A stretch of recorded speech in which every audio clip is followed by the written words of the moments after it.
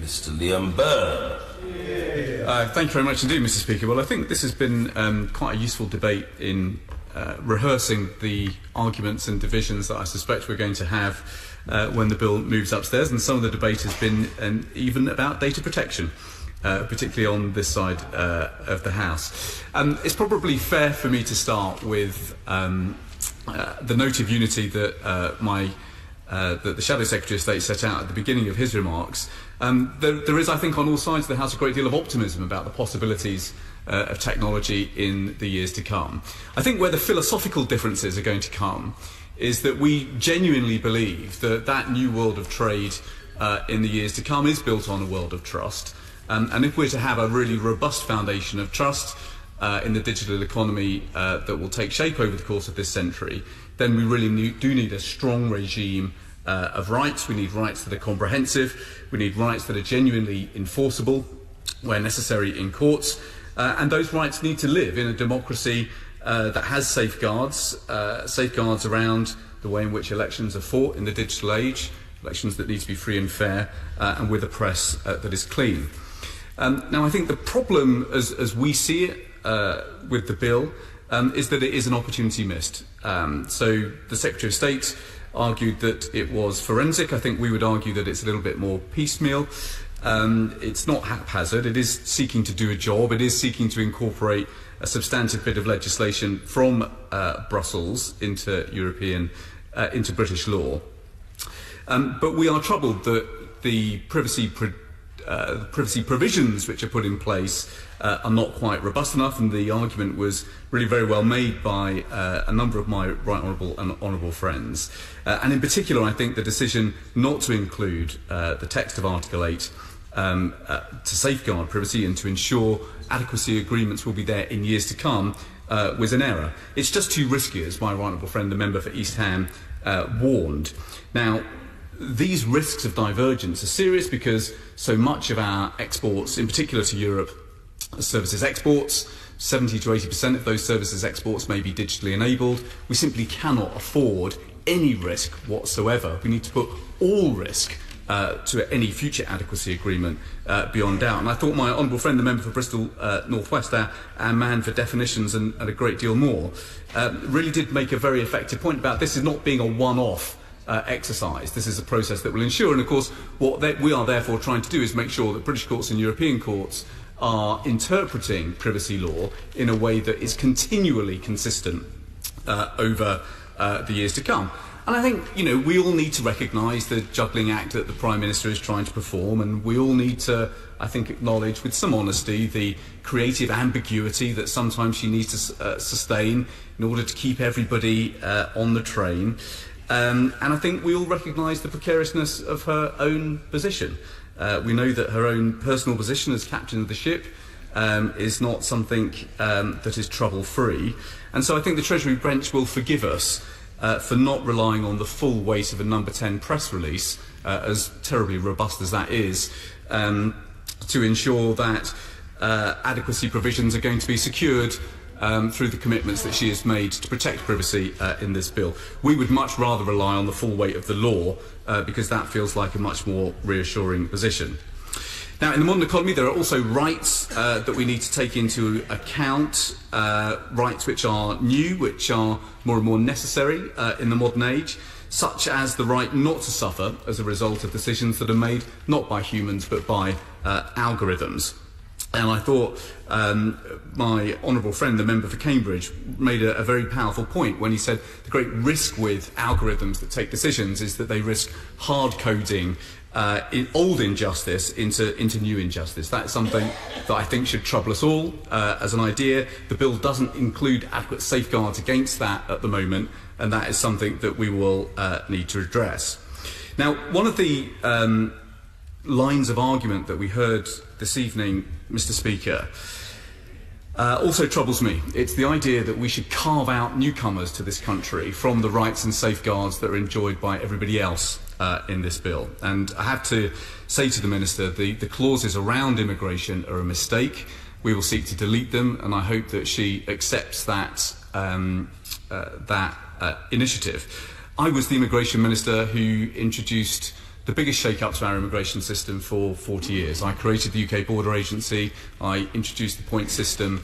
In my two and a half years in the Home Office, I came to learn that our immigration system is not some celestial design.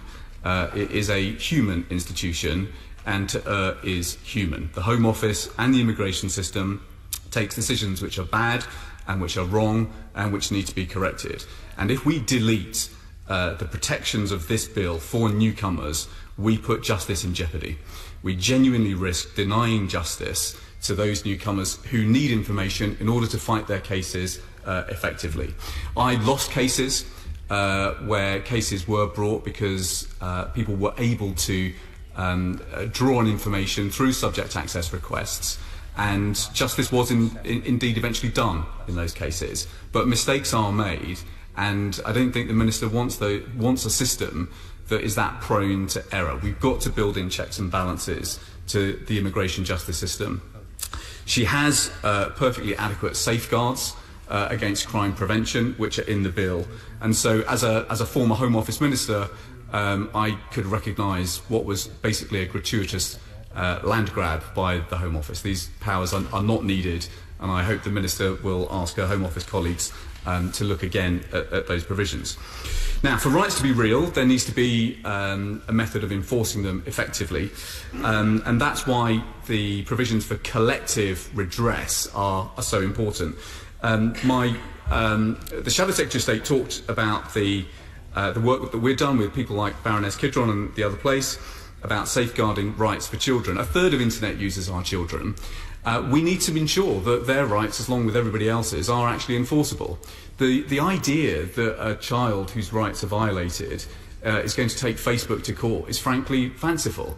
We need to allow consumer organisations and others to take what are in effect class actions.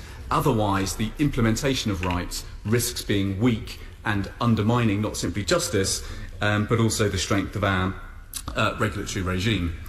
There will be other more comprehensive rights that we want to propose. We don't live under any illusions that the government is going to accept in full our data Bill of Rights, but we want to make sure that those rights are on the table, because we think that we are at the start of a process here. And just as there were something like 17 factory acts over the course of the 19th century, there will be many other data protection and e-commerce modernisation acts over the course of the next 80 years. This is going to be a process that we in this House are going to have to, I'm afraid, for better or worse, grow used to. And so we think that putting in place now a strong framework of rights, a strong framework for enforcement, is just a wise precaution for the future. Now, as we heard from many contributions this evening, there is going to be, I think, quite a lot of to and fro over some of the amendments made in the other place.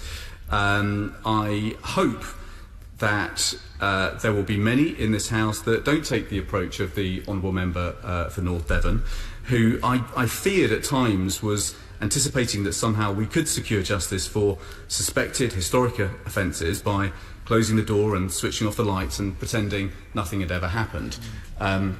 I don't personally think that there are many fields of public policy where that has proved a successful foundation for reform.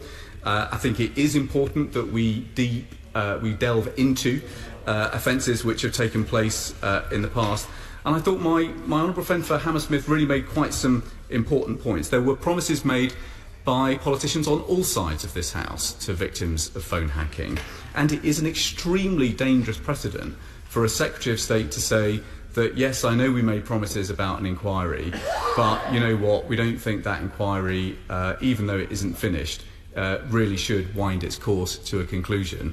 That's just not a satisfactory state of affairs when the executive can intervene and in effect seek to stop inquiries in their tracks, in the teeth of opposition, in this case from the noble Lord Leveson, about why the case should actually continue. So I hope that there will be many more, like the Honourable Member for North Herefordshire, who will make their arguments about the importance of honouring promises to those in the past, and indeed making sure that we have a press regulation regime that does balance the interests of a free and fair press with the need not to willfully defame people.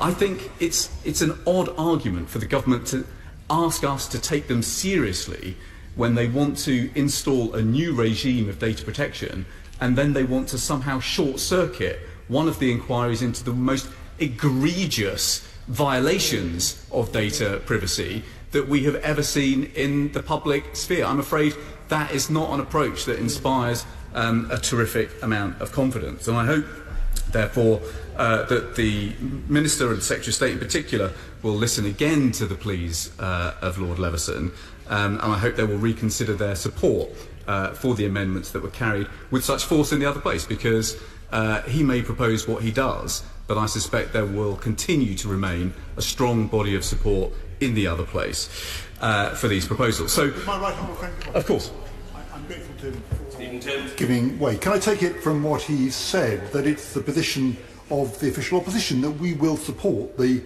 retention of those amendments that were agreed in the other place? And is absolutely right. We will support the retention of those amendments, and we will seek to offer a much more wide-ranging, a much more comprehensive approach which we think the government should take. We will offer a much more comprehensive, well-rounded, thought-through system of rights for the digital age. We will offer an effective means of safeguarding those rights through the introduction of new forms of collective redress. We will offer new safeguards that help protect our democracy, ensure free and fair elections, ensure press justice, and we will seek to prompt the government to confirm just precisely when it is going to modernise the e-commerce directive, because of course many of the threats to freedom in the digital age will come from the fearsome 5 data giants of this age. They will need regulating in new ways. I think there is some cross-party consensus about the need for the e-commerce directive to be modernised. We will put down amendments that will encourage the government to get their skates on. Crucially, however, we will propose amendments that put beyond doubt the future of any adequacy agreement with the European Union.